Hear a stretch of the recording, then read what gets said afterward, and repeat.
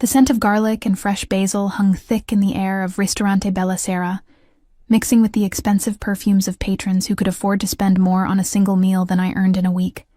My feet ached in the practical black shoes I'd worn for the past 3 years, the soles worn thin from countless trips between the kitchen and the dining room.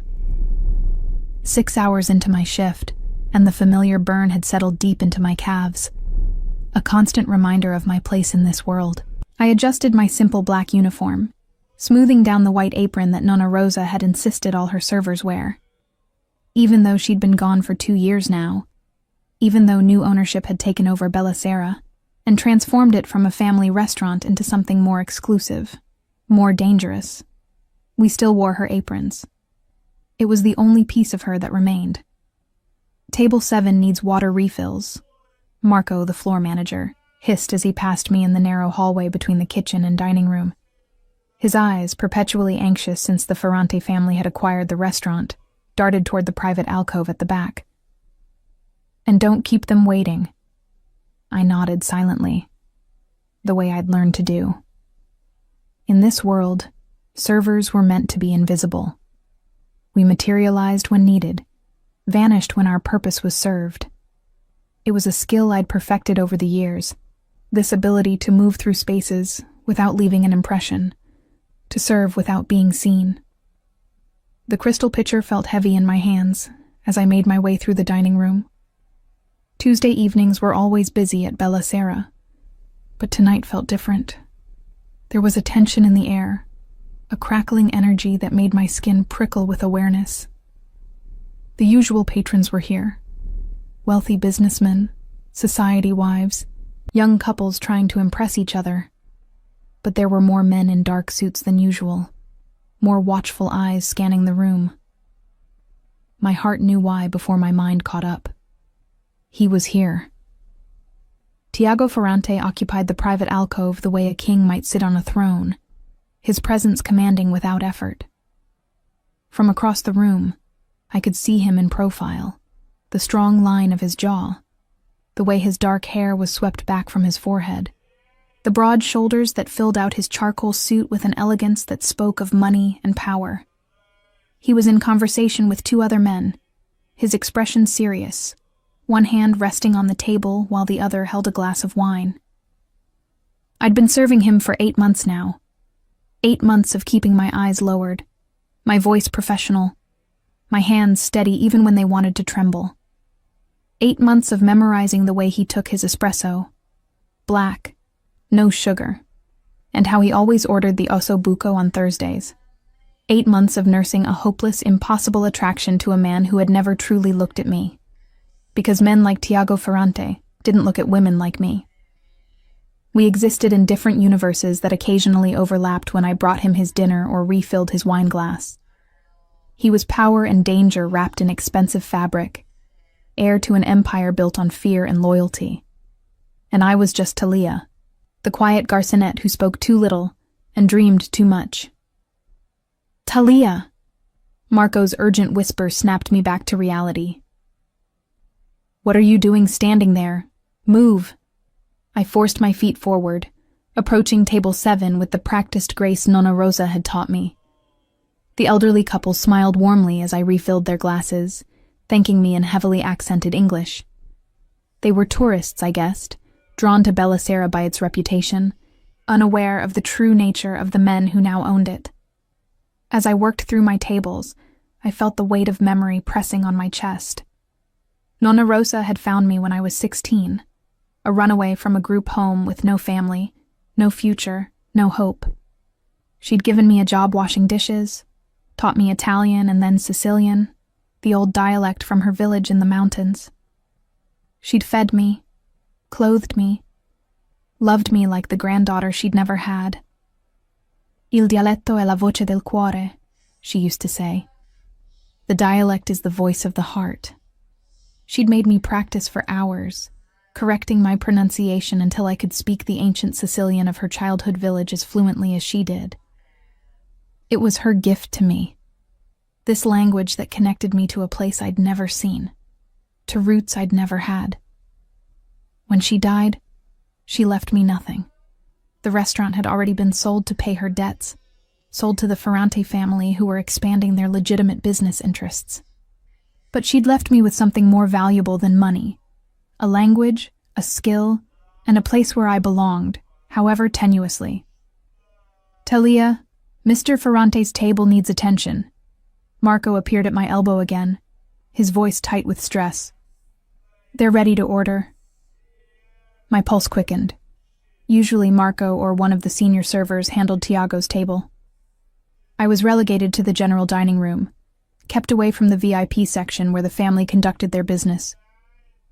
But tonight, with the restaurant unusually full and 2 servers called in sick, I had no choice.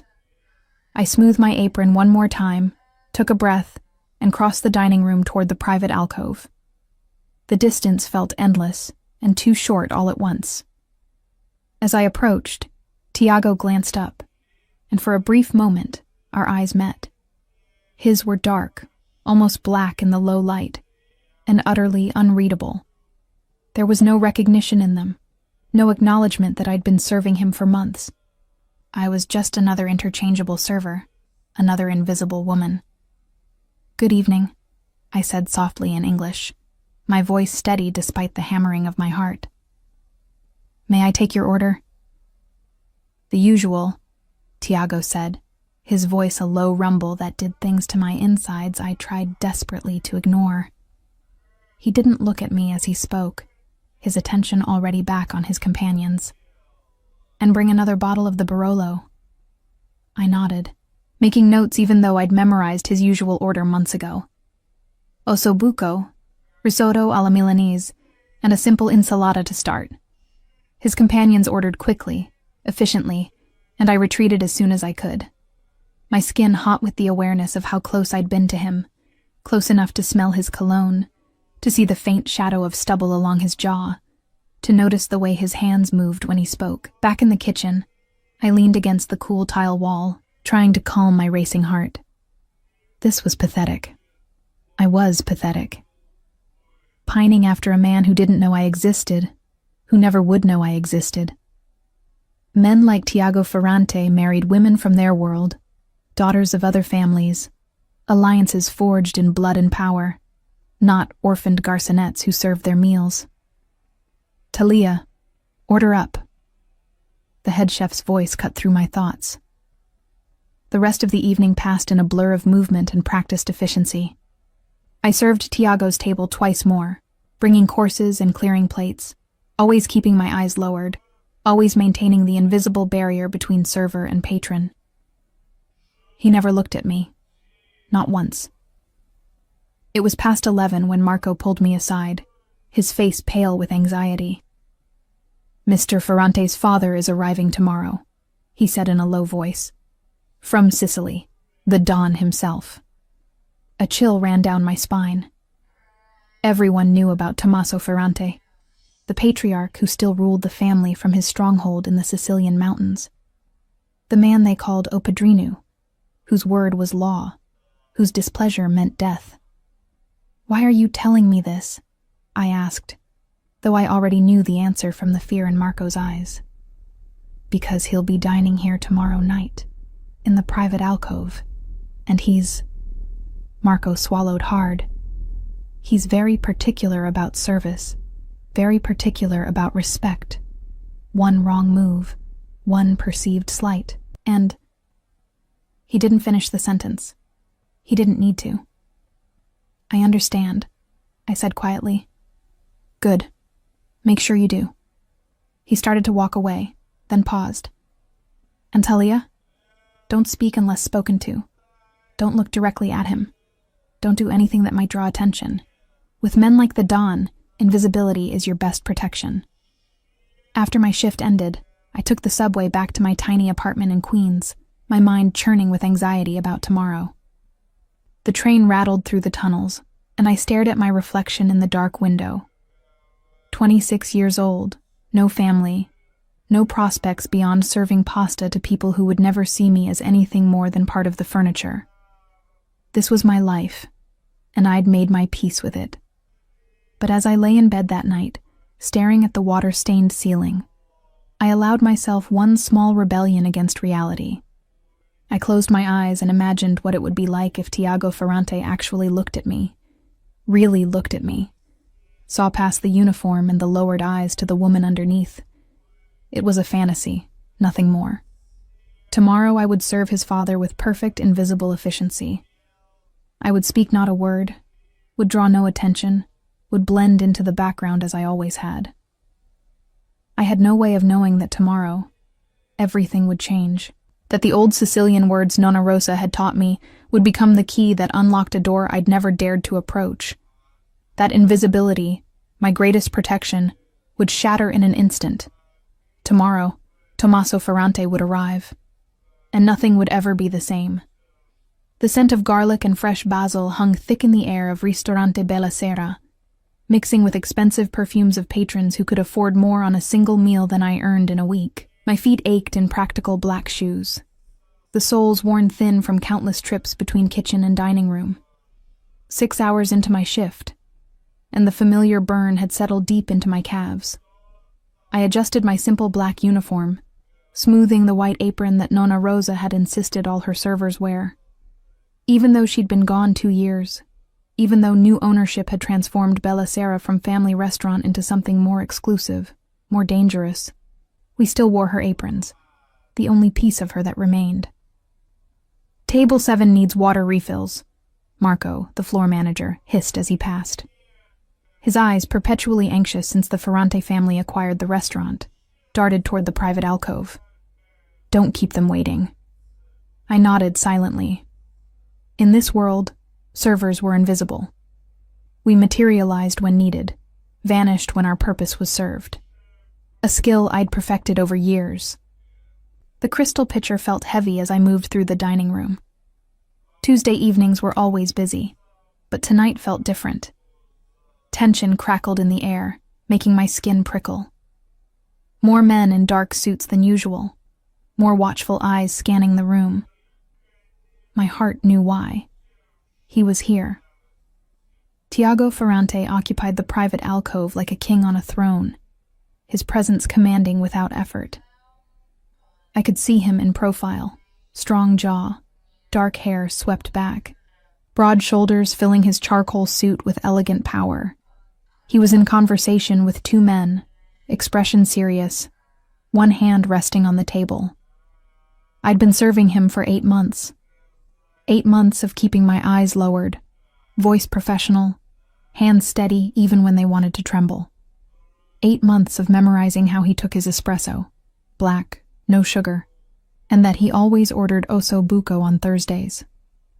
8 months of nursing a hopeless attraction to a man who had never truly looked at me. Because men like Tiago Ferrante didn't look at women like me. We existed in different universes that occasionally overlapped when I brought his dinner or refilled his wine. He was power and danger in expensive fabric, heir to an empire built on fear and loyalty. And I was just Talia, the quiet garçonette who spoke too little and dreamed too much. "Talia!" Marco's urgent whisper snapped me back. "Move." I approached table 7 with practiced grace Nonna Rosa had taught me. The elderly couple smiled as I refilled their glasses, thanking me in heavily accented English. Tourists drawn by Bella Sera's reputation, unaware of the true nature of the men who now owned it. As I worked through my tables, memory pressed on my chest. Nonna Rosa had found me at 16, a runaway from a group home with no family, no future, no hope.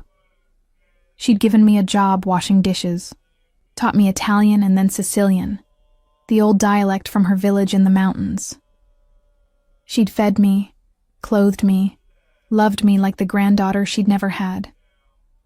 Il dialetto è la voce del cuore, she used to say. The dialect is the voice of the heart. She'd made me practice for hours until I could speak the ancient Sicilian of her childhood village as fluently as she did. Her gift to me, this language connecting me to a place I'd never seen, to roots I'd never had. When she died, she left me nothing. The restaurant had been sold to pay debts, sold to the Ferrante family expanding their legitimate interests. But she'd left me something more valuable, a language, a skill, and a place where I belonged, however tenuously. Talia, Mr. Ferrante's table. Marco appeared at my elbow. They're ready to order. My pulse quickened. Usually Marco or senior servers handled Tiago's table. But tonight, with the restaurant full and 2 servers sick, I had no choice. I smoothed my apron, took a breath, and crossed toward the alcove. The distance felt endless and too short. As I approached, Tiago glanced up. For a brief moment, our eyes met. His were dark, almost black, utterly unreadable. No recognition. No acknowledgement of 8 months serving him. Just another invisible woman. "Good evening," I said softly in English. "May I take your order?" "The usual," Tiago said, his voice a low rumble. He didn't look at me, attention already back on his companions. "And another bottle of the Barolo." I nodded, making notes though I'd memorized his order months ago. "Ossobuco, risotto alla Milanese, ensalada to start." His companions ordered quickly, and I retreated, skin hot with awareness of how close I'd been. Close enough to smell his cologne, see the faint stubble, notice how his hands moved when he spoke. In the kitchen, I leaned against cool tile, trying to calm my racing heart. This was pathetic, pining after a man who didn't know I existed, who never would. Men like Tiago Ferrante married women from their world, daughters of other families, alliances forged in blood and power, not orphaned garçonettes. "Talia, order up." The head chef's voice cut through my thoughts. The evening passed in practiced efficiency. I served Tiago's table twice more, always keeping my eyes lowered, always maintaining the invisible barrier. He never looked at me. Not once. Past 11, Marco pulled me aside, face pale. "Mr. Ferrante's father is arriving tomorrow," he said low. "From Sicily, the Don himself." A chill ran down my spine. Everyone knew about Tommaso Ferrante, the patriarch ruling the family from his Sicilian stronghold. The man they called O Padrino, whose word was law, whose displeasure meant death. "Why are you telling me?" I asked. "Because he'll be dining here tomorrow night, in the private alcove, and he's very particular about service. Very particular about respect. One wrong move, one perceived slight, and—" He didn't finish. "I understand." "Good. And Talia? Don't speak unless spoken to. Don't look directly at him. Don't draw attention. With men like the Don, invisibility is your best protection." After my shift, I took the subway back to my tiny Queens apartment, mind churning with anxiety. The train rattled through tunnels, and I stared at my reflection in the dark window. 26 years old, no family, no prospects beyond serving pasta to people who would never see me as more than furniture. This was my life, and I'd made peace with it. But lying in bed, staring at the water-stained ceiling, I allowed myself one small rebellion. I closed my eyes and imagined what it would be like if Tiago Ferrante actually looked at me, really looked at me, saw past the uniform to the woman underneath. A fantasy. Nothing more. Tomorrow I would serve his father with perfect invisible efficiency. I would speak not a word, would draw no attention, would blend into the background as I always had. I had no way of knowing that tomorrow everything would change. That the old Sicilian words Nonna Rosa taught me would become the key unlocking a door I'd never dared approach. That invisibility, my greatest protection, would shatter in an instant. Tomorrow, Tommaso Ferrante would arrive, and nothing would ever be the same. Orchestrated narrative continuation, with tension and character vulnerability. The next evening, Bella Sera transformed into something I'd never seen before.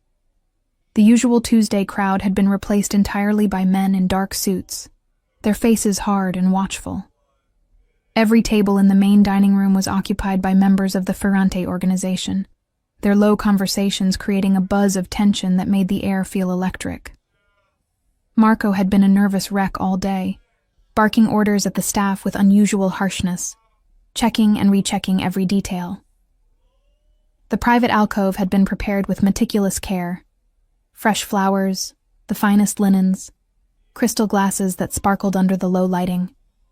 Everything had to be perfect for the dawn's arrival.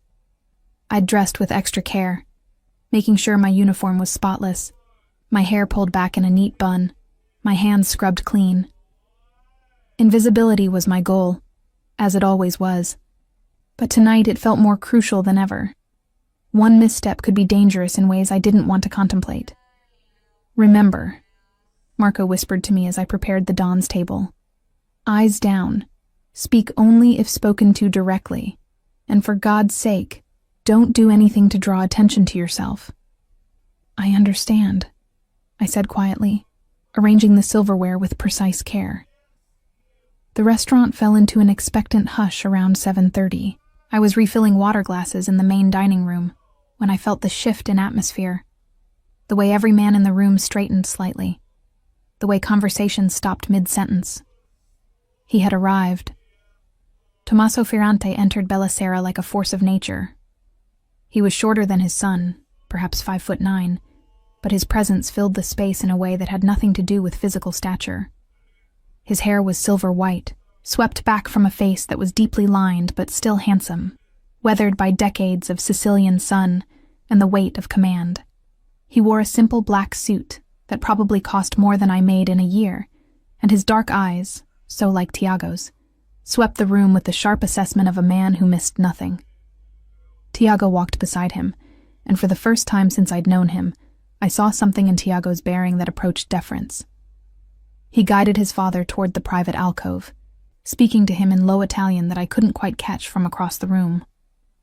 Behind them came an entourage, bodyguards, advisors, men whose roles I could only guess at. They filed into the restaurant with military precision, some taking seats at nearby tables, others positioning themselves at strategic points around the room. Marco rushed forward to greet them, his face pale with nervous respect.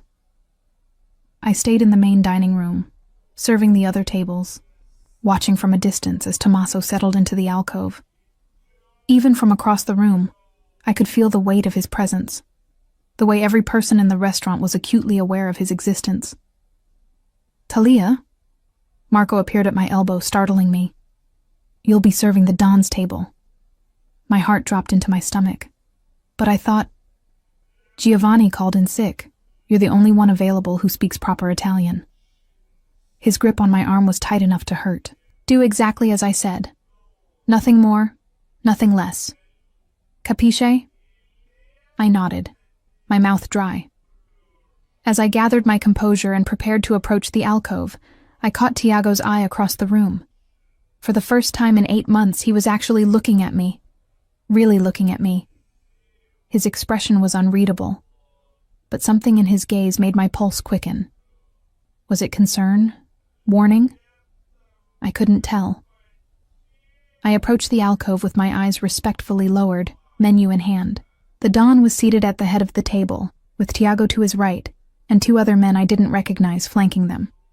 The air around the table felt charged, dangerous. "Buonasera," I said softly in Italian, keeping my voice neutral and professional. "Welcome to Bellicera.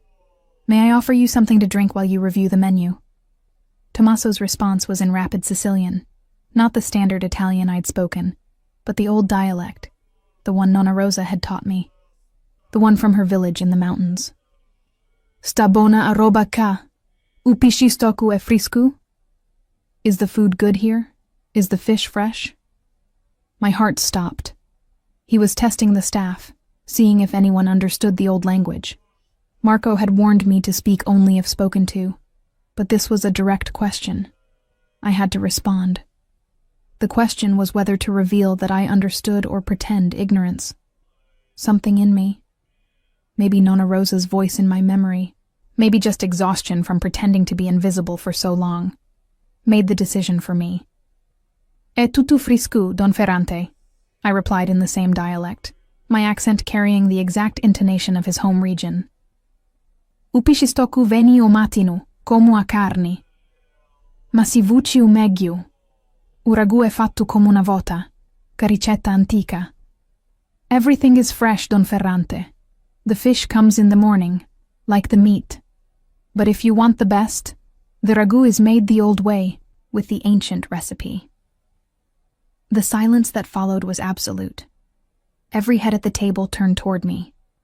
Tommaso's eyes, sharp as black diamonds, fixed on me with an intensity that made me want to step back. Tiago had gone completely still, his expression shocked. "Uniu m'imparasti, studiala tu?" Tommaso asked slowly, his voice dangerously soft. "Where did you learn this dialect?" I kept my eyes lowered, my heart hammering. "Rosa Catalano mi insegnò, Don Ferrante. Ida era como na nonna mia." Rosa Catalano taught me, Don Ferrante. She was like a grandmother to me. Something shifted in Tommaso's face.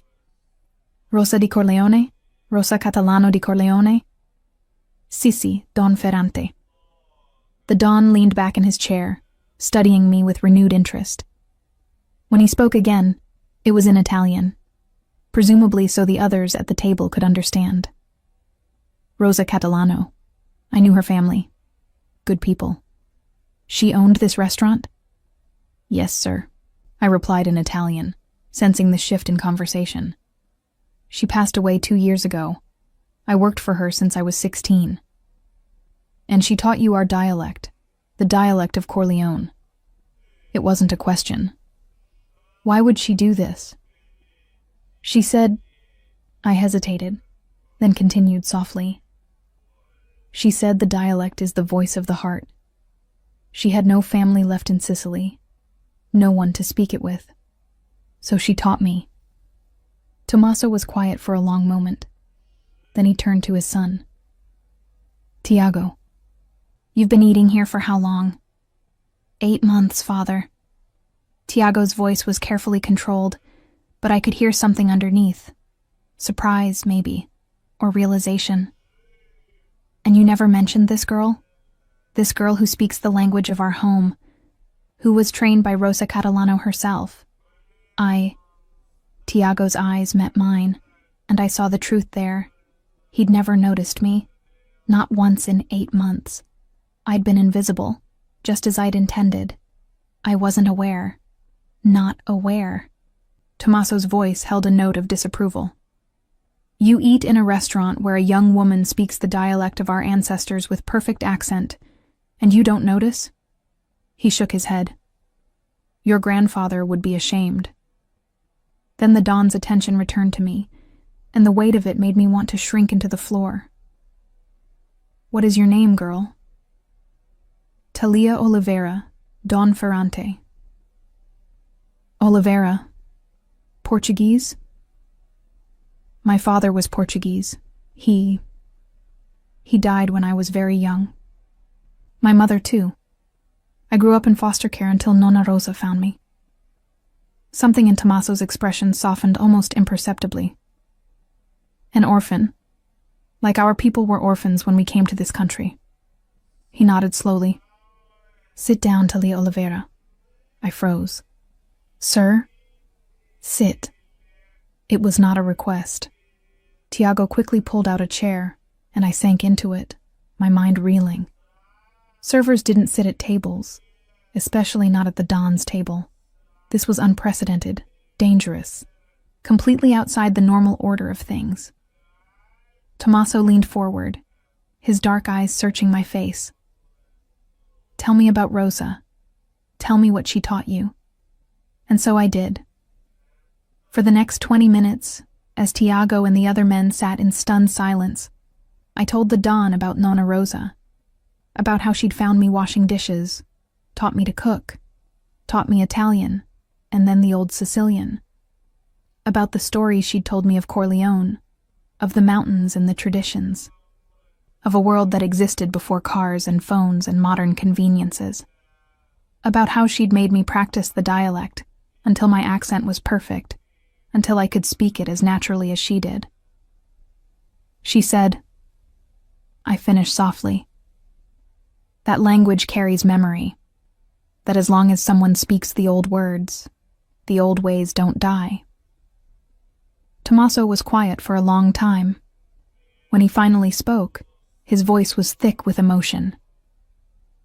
Rosa Catalano gave you a great gift, Talia Oliveira. The greatest gift one of our people can give. Our language, our history, our soul. He turned to his son. And you, figliu mio, have been blind. Tiago's jaw tightened. Father, no. Tommaso held up a hand. You've been coming here for 8 months, and you never saw her, never heard her. This is not how I raised you. The rebuke hung in the air. Then Tommaso stood, and I quickly rose as well, uncertain of protocol. The Don placed a weathered hand on my shoulder, a gesture that made every man in the restaurant tense. You will join us for dinner, Talia, he said. Not as a server, but as a guest. It would honor me to share a meal with someone who carries Rosa's memory, who speaks the language of my heart. Don Ferrante, I have to work. Marco. The Don's voice carried across the restaurant. The floor manager appeared instantly, face pale. This girl is dining with me tonight. Find someone else to cover her tables. Of course, Don Ferrante. Right away. As Marco scurried away, I stood frozen, unable to process what was happening. Tommaso returned to his seat, gesturing for me to sit as well. Across the table, Tiago was staring at me like he'd never seen me before. And perhaps he hadn't. Perhaps I'd been so successfully invisible that I'd erased myself entirely. Until now. Until a few words in an ancient dialect had shattered everything. The Don began speaking again, asking me about my life, my work, what I remembered of Rosa's stories. And as I answered, as the evening unfolded in a surreal dream, I felt the weight of Tiago's gaze on me. Constant, intense, seeing me for the first time. And I realized that invisibility, my greatest protection, had just been stripped away. I was visible now, exposed, vulnerable. And I had no idea what would happen next. The meal that followed was the strangest experience of my life. I sat at the Don's table, eating food I'd normally be serving, listening to conversations in a mix of Italian, Sicilian, and English that flowed like water around me. Tommaso treated me with a respect I'd never experienced from anyone in this world, asking my opinions, laughing at my stories about Nonna Rosa, correcting my dialect with the patience of a teacher. But it was Tiago's attention that made my skin burn. He barely touched his osso buco, his dark eyes fixed on me throughout the meal with an intensity that made it hard to breathe. Every time I glanced his way, he was watching, studying, seeing me in a way that felt both thrilling and terrifying. Talia, Tommaso said, leaning back in his chair after the main course. Tell me, what do you want from life? What are your dreams? The question caught me off guard. No one had asked me that in years. I don't know, Don Ferrante. I've never really thought... Everyone has dreams, he interrupted gently, even if we've buried them. So tell me, if you could have anything, what would it be? I looked down at my hands, folded in my lap. What did I want? Safety, I supposed. A place to belong. Not to be invisible anymore, but not to be so exposed that I was in danger. Things that seemed impossible for someone like me. I want to not be afraid, I said finally, honestly. I want to wake up in the morning and not worry about making rent or losing my job or being alone. I stopped, feeling foolish. Continue, Tommaso encouraged. I want to matter to someone, to be seen. The words came out barely above a whisper. I've been invisible for so long, I sometimes forget I'm real. The silence that followed was heavy. When I dared to look up, Tommaso was watching me with something like sadness in his eyes. And Tiago? Tiago's expression had shifted into something I couldn't read. Something intense and almost pained. Invisible, Tommaso repeated softly. Figliu mio, do you hear this? This girl has been serving you for 8 months, speaking the language of our ancestors. and she's been invisible to you." "Father," Tiago began, but the Don held up a hand. "No. Listen, this is important." He turned back to me. "Talia, I'm going to tell you something. In our world, in the world my family inhabits, there are two types of people. Those who demand to be seen, who push and claw for attention and respect, and those who are so valuable, so precious, that they glow with an inner light that only the wise can perceive. Rosa Catalano was the second type, and I think you are too." I didn't know what to say to that. The comparison to Nonna Rosa made tears prick my eyes. "My son has been blind," Tommaso continued. "But now his eyes are open. The question is, what will he do with this sight?" He stood, and everyone at the table immediately rose as well. "I'm tired. Tiago, you will ensure Talia gets home safely. We will speak more tomorrow." "Of course, father," Tiago said. As the Don prepared to leave, he paused beside my chair and placed a hand on my shoulder again.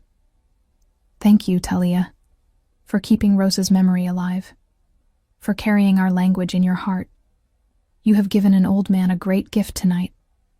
Then he leaned down and said quietly in Sicilian, "And if my son is as wise as I raised him to be, he will see what I see, a woman of value, of worth. Guard your heart, child, but don't be afraid to open it if the right man proves himself worthy." Then he was gone, his entourage following, and suddenly I was alone with Tiago and the two other men at the table. The restaurant, which had been holding its breath all evening, slowly exhaled back into normal conversation. "Marco?" Tiago said, and the floor manager appeared instantly. "Talia is finished for the night. Have someone bring her things." "But sir, I still have 3 hours left on my shift. Not tonight." Tiago's voice was firm. "Tonight, you're leaving with me." Fear spiked through me. "I don't think we're not negotiating." His eyes met mine, and I saw something there that made my protest die. Not cruelty, but determination. "You heard my father. I'm taking you home. And on the way, we're going to talk." 20 minutes later, I found myself in the back of a black Mercedes, Tiago beside me, and one of his men driving. The leather seats were soft, the interior smelled of expensive cologne, and I felt completely out of place in my server's uniform, with my worn shoes and practical bun. "Where do you live?" Tiago asked. I gave him my address in Queens, and he relayed it to the driver. Then silence fell, heavy and expectant. I stared out the window, watching the city lights blur past, acutely aware of his presence beside me. 8 months, he said finally. "I've been eating at Bellicera for 8 months and I never noticed you." "You weren't supposed to," I replied quietly. "That's the point. Good servers are invisible. That's not an excuse." His voice was hard with something that might have been anger. At himself, I realized. "Tell me about yourself. Not the version you showed my father. The real version. Why are you working as a server? Rosa clearly thought highly of you. Why didn't she leave you something when she died?" The question touched an old wound. She had debts, medical bills from the cancer. The restaurant was sold before she died to pay them. Your family bought it. "I know. I approved the purchase." He paused. "What I didn't know was that Rosa Catalano's adopted granddaughter came with the building." "I'm not part of the property," I said, a flash of the old defiance rising. "I'm just an employee." "Are you?" His hand moved, and suddenly his fingers were tilting my chin, forcing me to look at him. "Because the way my father looked at you tonight, the way he spoke to you, that's not how he treats employees. That's how he treats family." My breath caught. Up close, Tiago was even more devastating than from a distance. I could see the exact shade of his eyes. Not pure black as I'd thought, but the deepest brown. with flecks of amber. Could see the faint scar on his left eyebrow. Could feel the heat radiating from his body. "Why do you care?" I whispered. "You didn't even know I existed until tonight." "But I do now." His thumb traced along my jaw, a touch so gentle it made me shiver. "And now that I've seen you, really seen you, I can't unsee you. I keep thinking about what you said, about being invisible, about wanting to matter to someone. Tiago." I didn't know what to say, how to process this sudden attention from a man who'd looked through me for 8 months. "I'm not good with words," he continued. "I'm not romantic or poetic. I'm a blunt instrument in expensive clothes. But I'm going to be honest with you, Talia. My father sees something in you, something valuable. And he's never wrong about people." "What does that mean?" His hand dropped from my face, but his eyes stayed locked on mine. "It means you're under my family's protection now, whether you want it or not. My father claimed you tonight when he put his hand on your shoulder. Do you understand what that means in our world?" I shook my head, though fear was beginning to curl in my stomach. "It means you're ours now. Family. Under our care, our responsibility, our protection. No one will touch you. No one will threaten you. You'll want for nothing." He paused. "But it also means you can't just disappear. You can't leave without permission. You're bound to us now." "I didn't ask for that," I said, panic rising. "I just spoke Sicilian. I didn't know." "I know you didn't. But that's how it works. My father doesn't give his regard lightly. When he does, it's permanent." Tiago leaned closer. "So now we need to figure out what to do with you." "I don't want to be a problem to be solved," I said, my voice shaking. "I just want to live my life." "Your life changed tonight, Talia. The moment you opened your mouth and spoke the language of our homeland. You can't go back to being invisible. Not anymore." His expression softened slightly. "But that doesn't have to be a bad thing. Protection isn't a prison. It's safety, security, everything you said you wanted." "At what cost?" "That," he said quietly, "is what we're going to negotiate." The car pulled up outside my building, a 5-story walk-up in a neighborhood that was trying hard not to tip over into dangerous. Tiago looked at it with undisguised distaste. "You live here?" "It's what I can afford," I said defensively. "Not anymore." He pulled out his phone. "Pack your things. You're not staying here another night." "Excuse me?" "My father put you under our protection. This place isn't safe. You'll stay in one of our properties until we figure out long-term arrangements. You can't just... I don't want..." I fumbled for words, overwhelmed. "I don't want to be owned, Tiago. I've worked too hard for my independence." His eyes met mine, and for the first time, I saw something vulnerable there. Something almost human beneath the calculated power. "I'm not trying to own you, Talia. I'm trying to protect you. There's a difference." "Is there?" "Yes," he said firmly. "And I'll spend however long it takes proving that to you." I refused to pack my things that night.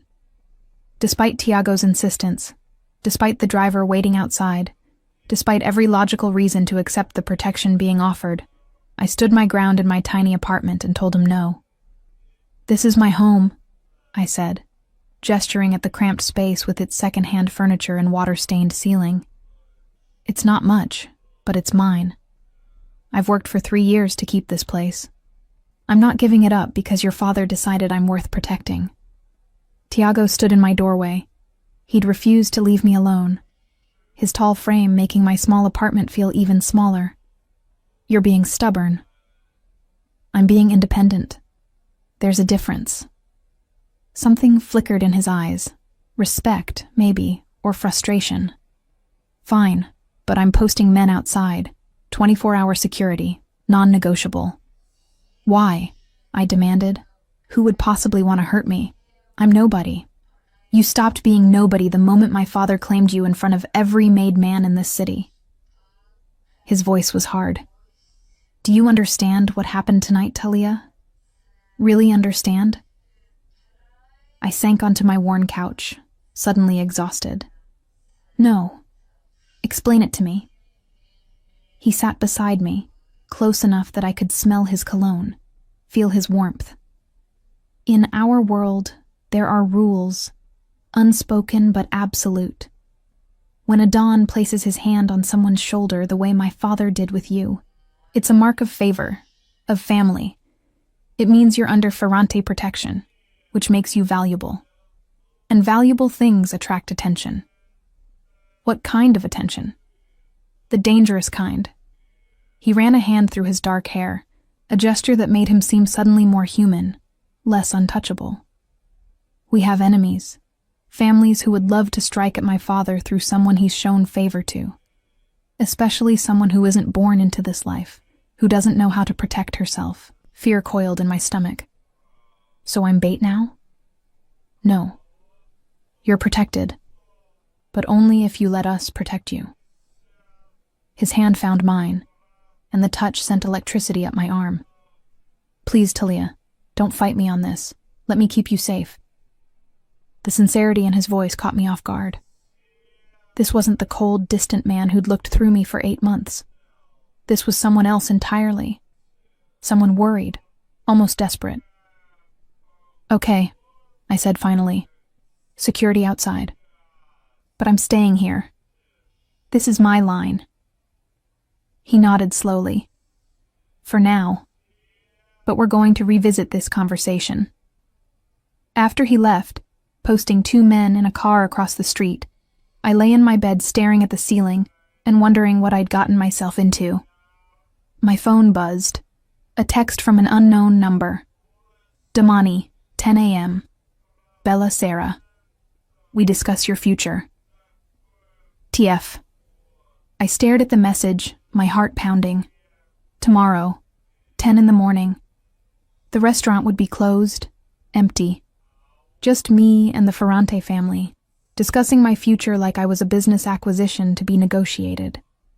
Sleep came in fits and starts, troubled by dreams of Nonna Rosa speaking in Sicilian, of Tommaso's hand on my shoulder, of Tiago's dark eyes finally seeing me.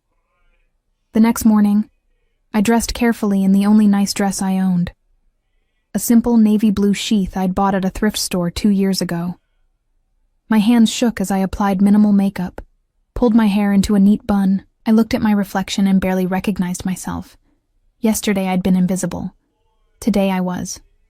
What? Protected? Claimed? Trapped? The security detail drove me to Bella Sera. Inside, the restaurant was dark except for the private alcove, where lights blazed. I could see figures moving, hear low voices in Italian. Marco met me at the door, his face grave. Miss Oliveira, they're waiting for you. Marco, what's happening? Am I in trouble? He looked at me with something like pity. No, not trouble. But your life is about to change in ways you can't imagine.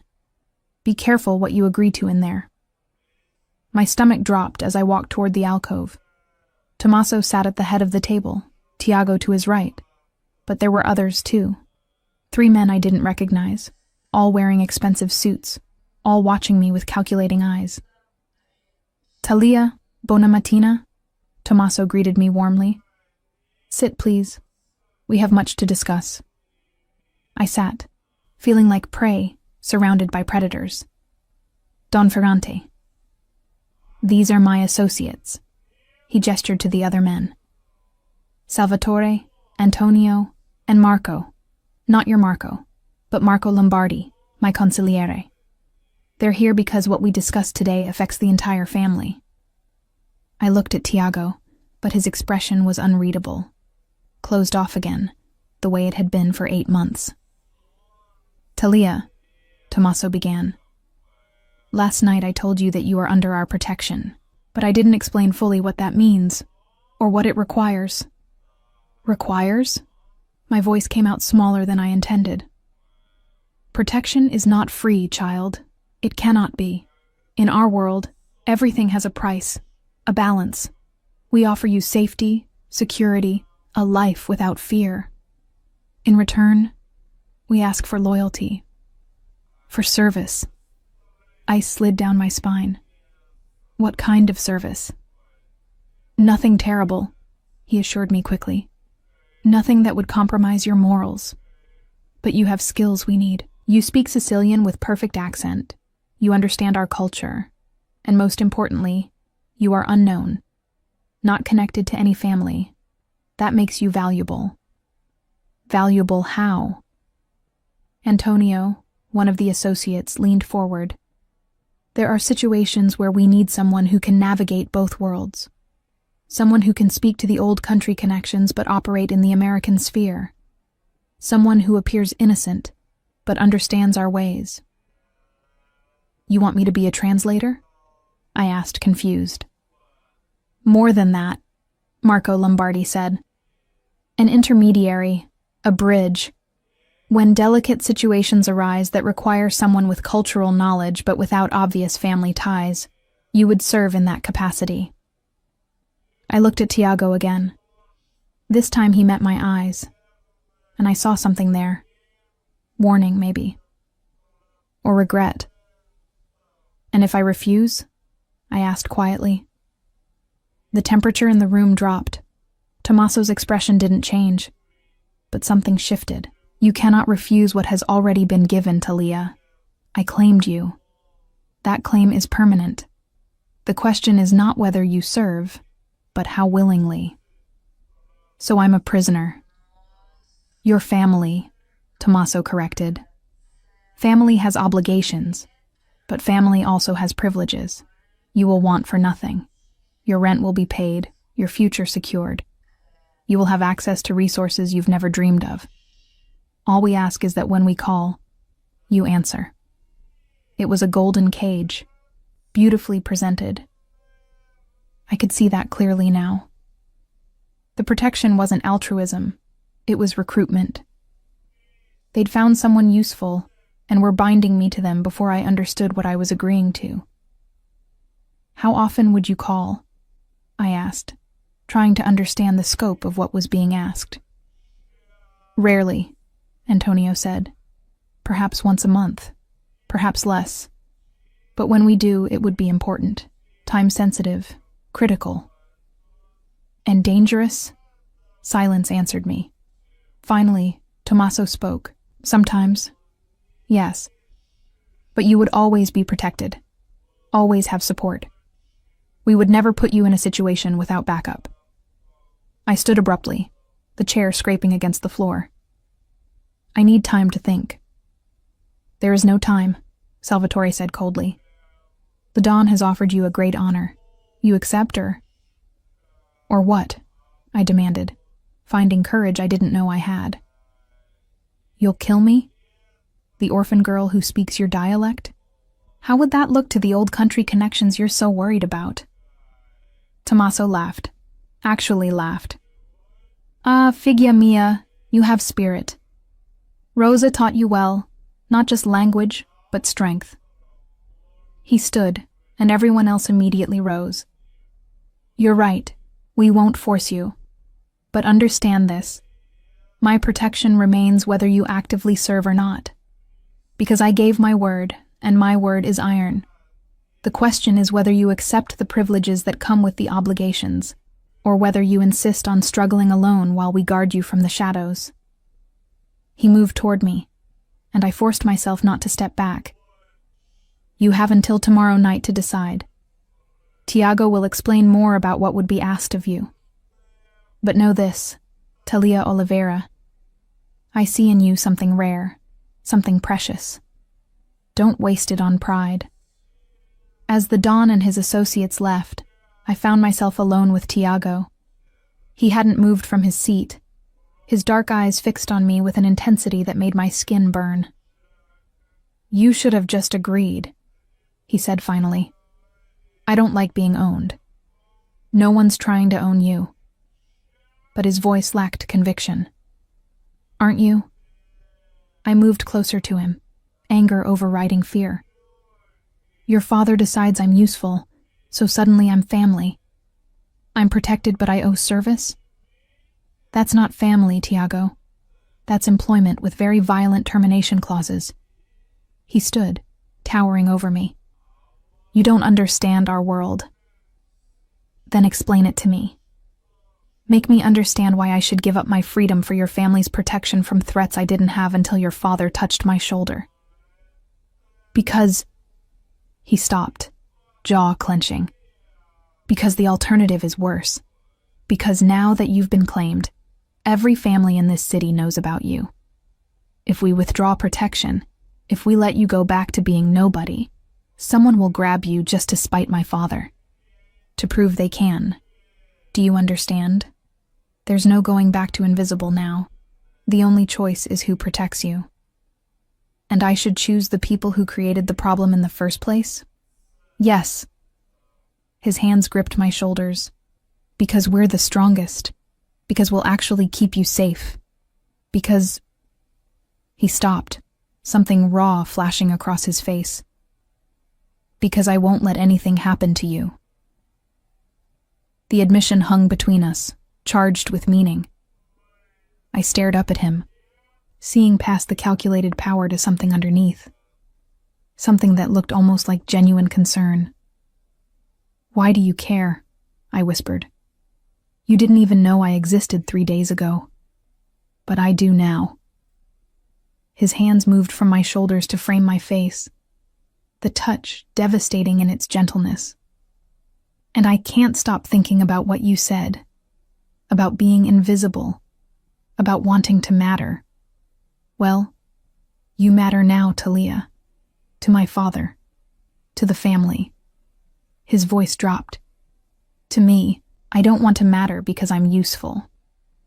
Then don't be useful. Be family, real family. Let us care for you not because of what you can do, but because of who you are. Can I trust that? He hesitated, and I saw the war in his eyes, the battle between honesty and what would serve his family's interests. Finally, he chose truth. I don't know, but I want you to be able to. I want to prove that this can be more than a transaction.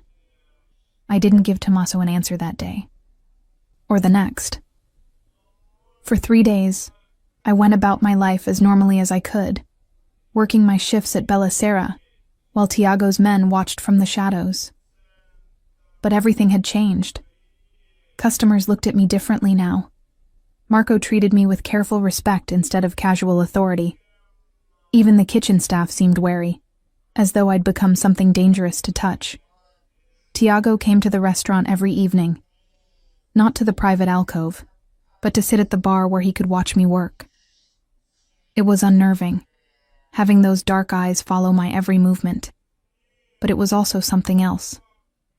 Something that made my heart race, and my hands unsteady when I caught him staring. On the 4th day, everything went wrong. I was finishing my shift, counting tips in the back room, when Marco burst in, his face pale with panic. Talia, you need to leave. Right now, through the kitchen. What? Why? There are men outside, not ours. Calabresi family. His hands shook as he grabbed my arm. They're asking for you, by name. Fear shot through me.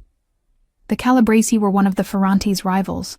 I'd heard the name whispered in corners, seen the tension when certain people walked into Bella Sera. Why would they? Doesn't matter. Tiago's men are out front, but these guys came in through the alley. You need to go. Now. He pushed me toward the kitchen, but we were too late. 3 men in dark suits blocked the exit, their faces cold and professional. Behind me, I heard the dining room door open, and when I turned, 2 more men were there, cutting off that escape. Talia Oliveira. The largest one spoke, his accent thick with Brooklyn Italian. You're coming with us. She's under Ferrante protection, Marco said, his voice shaking but brave. You can't touch her. Can't we? The man smiled, and it was the most frightening thing I'd ever seen. See, that's the thing about protection. It only works if the protector knows you're in danger, and right now, we're just having a conversation. Right, Miss Oliveira. I understood immediately. If I screamed, if I fought, they'd hurt Marco. Maybe worse. These men had come prepared, had planned this carefully. They'd found a gap in the security, a window of vulnerability. "What do you want?" I asked, trying to keep my voice steady. "Just to talk. About your relationship with Tommaso Ferrante. About what services you might provide to our family instead." He moved closer. "See, we hear the old Don has taken a special interest in you. That's unusual. Makes us curious about why. I'm just a server. Just a server who speaks the old dialect, who sits at the Don's table, who has Tiago Ferrante watching her like she's made of gold." His eyes traveled over me, assessing. "No, you're something more, and we want to know what." One of the other men grabbed my arm, his grip bruising. "Let's continue this conversation somewhere private." "Take your hands off her." Tiago's voice cut through the tension like a blade. He stood in the kitchen doorway, and he wasn't alone. 4 men flanked him, all armed, all ready. But the Calabrese men didn't release me. Instead, the one holding my arm pulled me closer, and I felt something cold and hard press against my ribs. A gun. "Ferrante," the leader said calmly. "This doesn't concern you. She's under my family's protection. That makes it my concern." Tiago's voice was ice, but I could see the fury in his eyes, the fear. "Let her go and we'll call this a misunderstanding. Keep holding her, and you start a war your family can't win." "A war?" The man laughed. "Over a girl? I don't think so. Your father's getting soft in his old age, Tiago. Claiming orphans, sitting them at his table like they're blood. It makes him look weak. Makes your whole family look weak. My father's judgment is not your concern." "It is when it affects the balance of power in this city." The gun pressed harder against my ribs. "So here's what's going to happen. We're walking out of here with the girl. We're going to have our conversation. And then maybe we'll return her, if we're satisfied she's just what she appears to be. A nobody who got lucky." I watched Tiago's face, saw the calculation happening behind his eyes. He was weighing options, measuring risks. And I realized with sudden cold clarity that this was a test. Not for me, but for the Ferrante family. The Calabrese were probing their defenses, seeing how far they could push, what they could get away with, and I was the tool they'd chosen. "Tiago," I said softly, and his eyes snapped to mine. "It's okay. I'll go with them. I'll answer their questions. There's nothing to hide." "No." The word was absolute. "You're not going anywhere with them. If I don't, people will get hurt. Marco, your men, me." I tried to sound calmer than I felt. "Let me go. Let me prove there's nothing special about me. Then this ends." "Talia." "Smart girl," the Calabrese leader interrupted. "See, Tiago? She understands reality. Maybe you should listen to her." For a long moment, nobody moved. Then Tiago's expression shifted into something I'd never seen before. Something cold and deadly that made the temperature in the room drop 10 degrees. "You want to know what's special about her?" he asked quietly. "I'll tell you. She's mine." The words hung in the air, weighted with meaning. Not the family's, not his father's. Mine. When you put your hands on her, you put your hands on what belongs to me. When you threaten her, you threaten what I've claimed, and I don't share what's mine. He took a step forward, and every one of his men mirrored the movement. "So here's what's going to happen instead. You're going to let her go. You're going to walk out of here. And you're going to tell your boss that if he wants to test Ferrante resolve, he should try something that doesn't involve the woman I'm going to marry." My heart stopped. "Marry?" The shock of it must have shown on my face, because the Calabrese leader laughed. She doesn't even know, does she? You haven't asked her. I don't need to ask. Tiago's eyes never left the man holding me. She's already mine. Have been since my father put his hand on her shoulder. Since I realized what I'd been too blind to see for 8 months. The question isn't whether she'll marry me. It's whether you're stupid enough to die over her. The gun pressed harder against my ribs, and I gasped. Instantly, every weapon in the room was drawn. Tiago's men aimed at the Calabrese. The Calabrese aimed back. We were one trigger pull away from a bloodbath. Let her go, Tiago repeated, and his voice carried absolute certainty. Or I will kill every single one of you right here, right now, and damn the consequences. You'd start a war over a girl? I'd burn this entire city down for her. The sincerity in his voice was terrifying and thrilling all at once. The man holding me hesitated, and I felt his grip loosen fractionally. He was calculating, weighing whether Tiago meant what he said. Then the kitchen door burst open, and Tommaso walked in. The Don looked older than he had days ago, his face lined with exhaustion. But his eyes were sharp as he surveyed the standoff. "Gentlemen," he said calmly, as though we weren't all seconds from violence, "this is disappointing." "Don Ferrante," the Calabrese leader said, but Tommaso held up a hand. "No, you don't speak. You listen." He moved slowly through the room, and everyone seemed to hold their breath. "You come into my establishment. You threaten a woman under my protection. You draw weapons in my presence. These are insults that demand blood. We were just..." I said listen. The command was soft but absolute. "Talia Oliveira is not just under my protection. She is family. Not by blood, but by choice, by value, by the fact that she carries the voice of my homeland in her heart. When you threaten her, you threaten me." He stopped in front of the man holding me, and I saw something flicker in the Calabrese's eyes. Fear, finally. "Now, you're going to let her go," Tommaso continued, "and you're going to deliver a message to your boss. Tell him that the Ferrante family does not forget insults. Tell him that if he wants war, he can have it. But if he wants peace, he will never, ever touch this girl again." The gun moved away from my ribs. The hand released my arm. I stumbled forward, and Tiago was there instantly, his arms catching me, pulling me against his chest. I could feel his heart hammering, feel the tension in every muscle. "Go," Tommaso said to the Calabrese men, "before I change my mind about letting you leave alive." They went, moving quickly toward the alley exit.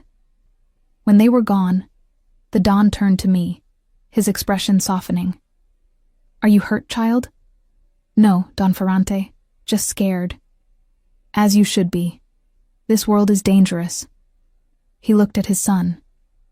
"Tiago, take her somewhere safe. We'll discuss the rest tomorrow." As Tiago guided me out through the front entrance, his arm protective around my waist, I finally spoke. "Did you mean it? What you said in there?" "Every word."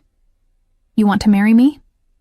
He stopped, turning me to face him on the sidewalk outside Bella Sera. The security detail formed a discreet perimeter, giving us privacy. "Yes. It's the only way to truly protect you. As my wife, you're untouchable. No one would dare. That's not a reason to get married. It's not the only reason." His hands framed my face, and I saw something vulnerable in his eyes. "I told you I can't stop seeing you. Can't stop thinking about you. About what you said. Wanting to matter to someone. Well, you matter to me, Talia. More than I expected. More than is probably wise. You barely know me. Then let me know you. Properly. Let me court you the way you deserve. Prove that this is more than just protection or strategy." His voice dropped. Let me show you that when I say you're mine, it's not ownership. It's devotion. I should have said no. Should have run from this dangerous, impossible situation.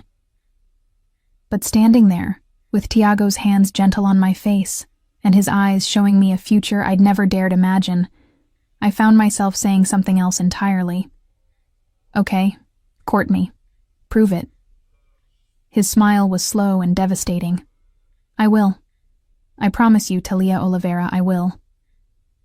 True to his word, Tiago courted me, not with the calculated efficiency of a business transaction, but with a patience and attentiveness that slowly dismantled every wall I'd built around my heart. He showed up at Bella Sera every evening, but instead of watching from the bar, he waited until my shift ended and took me to dinner. Real dinners, at quiet restaurants where we could talk. He asked about my childhood, my dreams, the stories Nonna Rosa had told me. He listened, really listened, in a way no one ever had before. He brought me books in Italian and Sicilian, rare volumes he must have searched for. So you don't forget the language, he said. But we both knew it was more than that. It was honoring the gift Rosa had given me, acknowledging its value. He introduced me to his world slowly, carefully. Family dinners with Tommaso, where the Don treated me with grandfatherly warmth. Meetings with the other families, where I learned to navigate the complex web of alliances and obligations. He never hid the danger from me, but he also never left me unprotected.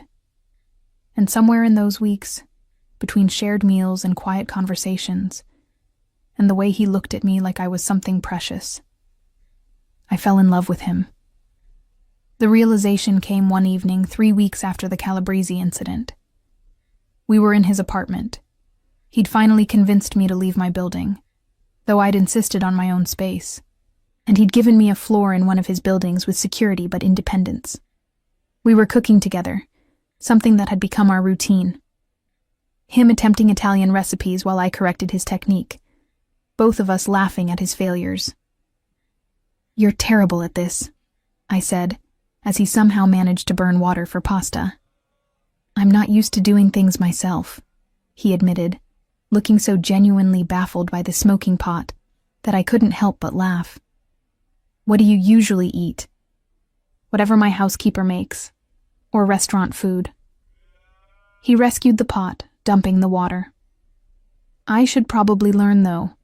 If I'm going to convince you to marry me, I should at least be able to feed you. The casual mention of marriage made my heart skip.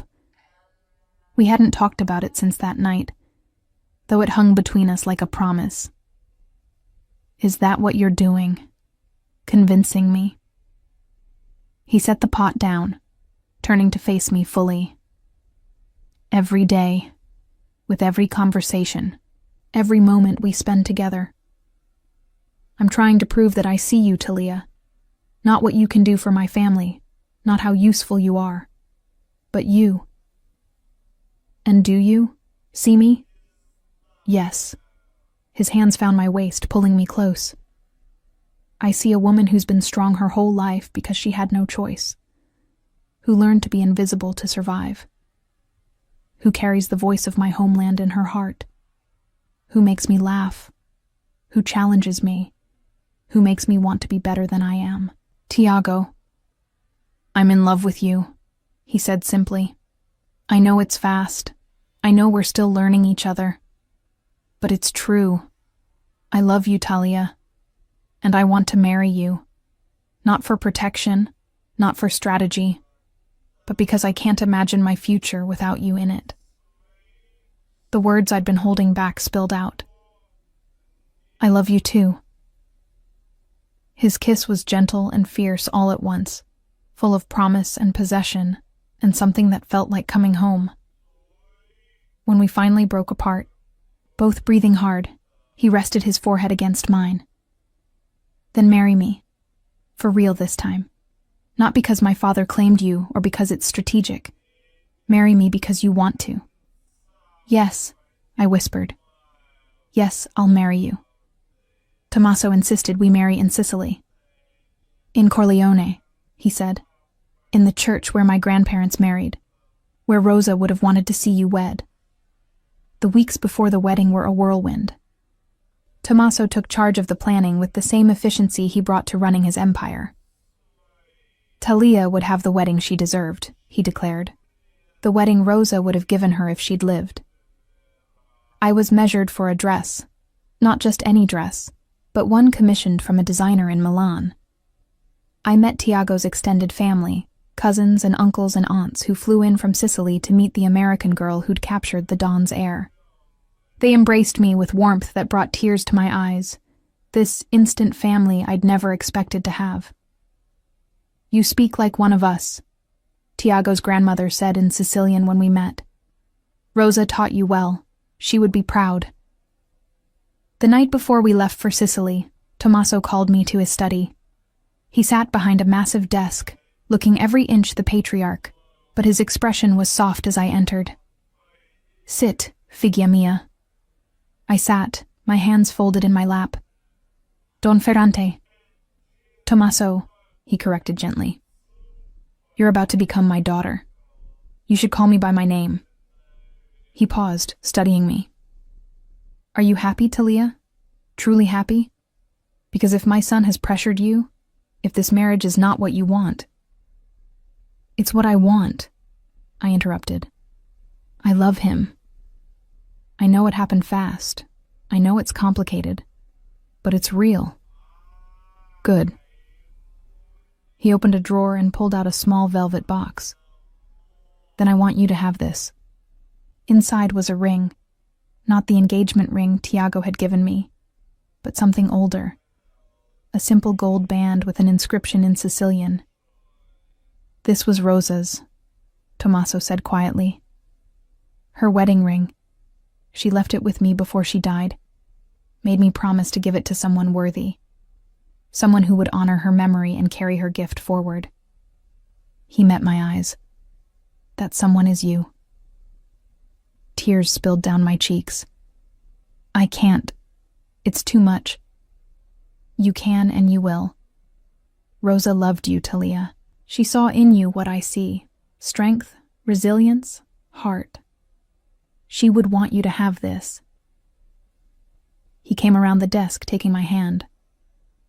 You asked me once what you could give my family in return for our protection. This is it. Not service or strategy, but this. Keeping our language alive. Teaching it to your children. Making sure the voice of our homeland doesn't die in this new world. I will. I promised. I swear it. Then welcome to the family, daughter. Truly and completely. The wedding took place on a hillside in Corleone, in a small stone church that had stood for 300 years. The October sun was warm on my face as I walked down the aisle on Tommaso's arm. He'd insisted on giving me away. Said it was his right as the one who'd claimed me. The church was packed with people. The entire Ferrante family, it seemed, along with representatives from every allied family. But I barely saw them. My eyes were locked on Tiago, standing at the altar in a black suit, his face showing more emotion than I'd ever seen. Love, pride, wonder. The priest spoke in Italian and Sicilian, blessing our union in both languages. When it came time for vows, Tiago surprised me by speaking in the old dialect. Ti dugnu umi cori, he said, his voice carrying through the church. I give you my heart. Ti dugnu a me forza. Ti dugnu tutu chidu kasugnu. I give you my strength. I give you all that I am. I responded in kind, my voice steady despite my tears. Ti dugnu a me vita. Ti dugnu a me cori. Sugnuto. Ora. Epi sempre. I give you my life. I give you my heart. I am yours, now and forever. When he kissed me, the church erupted in applause. But all I heard was the whisper he spoke against my lips. Mine. Yours, I whispered back. Always. The reception was held in the town square. Tables set up under strings of lights, music filling the air. I danced with Tiago, with Tommaso, with cousins and uncles and strangers who welcomed me with open arms. As the sun set, painting the Sicilian mountains in shades of gold and amber, Tiago pulled me away from the crowd. We stood on a terrace overlooking the valley, his arms around me from behind. "Happy?" he asked. More than I ever thought possible. I leaned back against his chest. I spent so long being invisible, thinking that was safety. But this, being seen, being known, being loved, this is what I was looking for all along. "You'll never be invisible again," he promised. "Not to me, not to anyone. You're Talia Ferrante now, my wife, my heart, the woman who carries the voice of our homeland." I turned in his arms, looking up at him. "Il dialetto è la voce del cuore," I said softly, repeating Nonna Rosa's words. "The dialect is the voice of the heart." "Yes," he agreed, "and you are the voice of mine." From the square below, someone called for the bride and groom. Music swelled. Our family waited. But for this moment, we stood together on that terrace, the mountains of Sicily surrounding us, the weight of belonging settling into my bones. I'd been alone my whole life, invisible, unnoticed, unimportant. I'd served meals to people who never saw me, dreamed dreams I never thought would come true, loved from a distance a man who didn't know I existed. But that woman was gone now. In her place stood Talia Ferrante, wife to the heir of a powerful family, daughter to a Don who'd seen her worth, keeper of an ancient language and the traditions it carried. I was no longer invisible. I was home. And as Tiago took my hand and led me back to the celebration, back to the family who'd claimed me as their own, I realized that Nonna Rosa had given me more than just words. She'd given me the key to a world I'd never imagined, a world where I belonged, where I mattered, where I was loved. The dialect had been the voice of her heart, and now it was the voice of mine too. "Ti amo," I whispered to Tiago as we rejoined the celebration. "I love you." "Ti amo puru you," he replied, his arm tight around my waist. "I love you too. Ora e per sempre." Now and forever, forever.